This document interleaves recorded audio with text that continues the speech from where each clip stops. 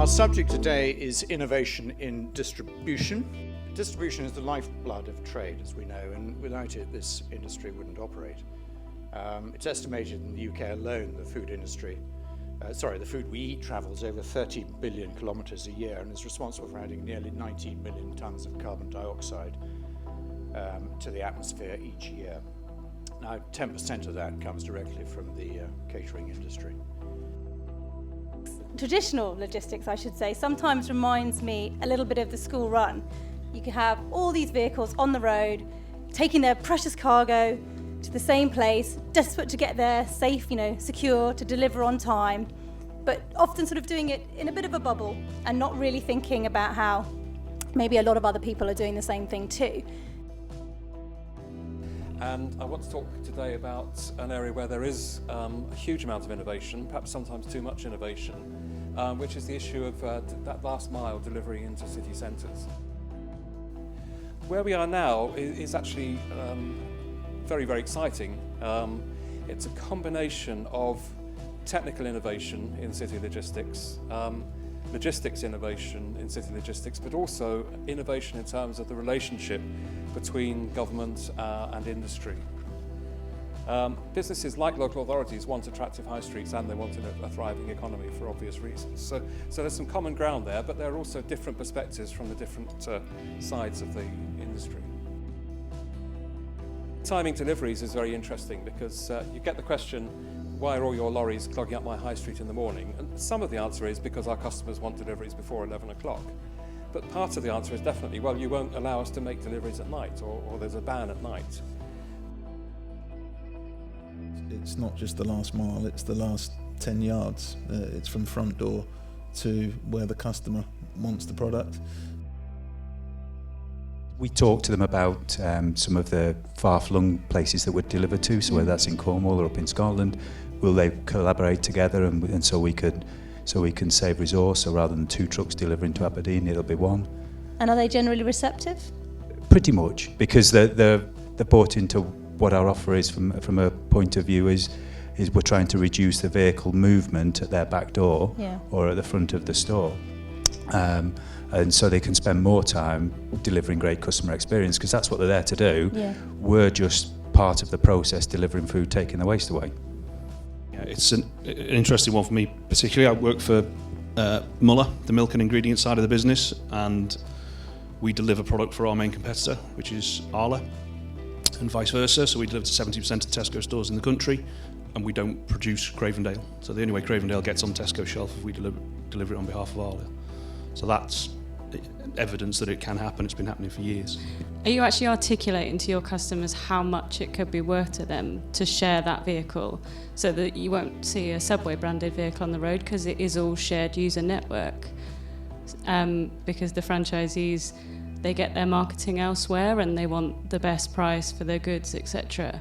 Are you able to say that to your customers, to say how much it would be worth? We can demonstrate to the clients that we've got what return on investment they get by us taking all of their waste away and the recycling of all the goods. So there's a return on investment there. Actually changing the network that we've got that's dedicated to them into a shared user one, that's not a project that we've run. In the last 7 years, Darwin has delivered £70 million of cost reduction to the McDonald's business. It's saved just shy of 56,000 tonnes of CO2. It's reduced the time that the trucks are at the restaurant by over 70 minutes. And it's created one of our biggest brand trust stories. If being environmentally friendly was easy to do, then everybody would be doing it. So I think the challenge is saying, look, we can do this. And we face challenges. We started this and there was certificate values for biodiesel and they shifted a few years ago. But we found a way of presenting a solution that was both environmentally positive, it also had economic benefits and brand benefits. How can you be persuaded to share that knowledge and drive that greater awareness without obviously giving away your secrets? It's not a secret, anybody who's in the industry, half full vehicles don't pay bills, they're inefficient. It's not a secret. We we work with a number of associations and local councils, etc., on trying to improve that efficiency. To say we've got to make a delivery to a particular restaurant and every time we turn up we get a parking ticket is ludicrous. And these are the kind of issues that we've got to deal with and resolve with those, with that collaborative approach. We deliver to one where there isn't even a loading bay.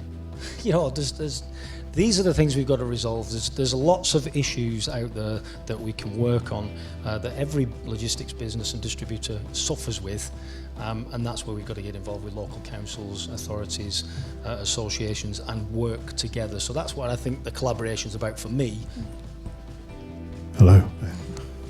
So I think it's interesting you mentioned Uber, and I think one of the challenges that we face is the vehicles that we run now, the Euro 6, we buy peak trucks that sort of whisper past you and you can't hear it. And yet what's conceived as the good thing to do is to have transit vans on the road and taxi drivers.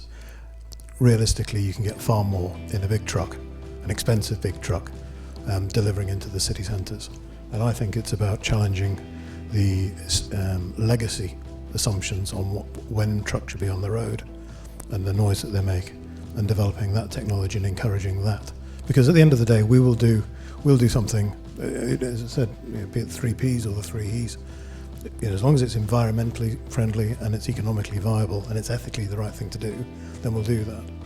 At the moment, one of the things we struggle with is we will drive 25 miles because we can't drive down a 3-mile stretch of road at 10 o'clock in the morning in our super quiet vehicle. That is daft. That is creating congestion. Equally, Tony alluded to it, the change in e-commerce and people wanting things delivered the next day in transit vans all over the country. That's what's congesting the roads. That's what, is filling up the parking spots.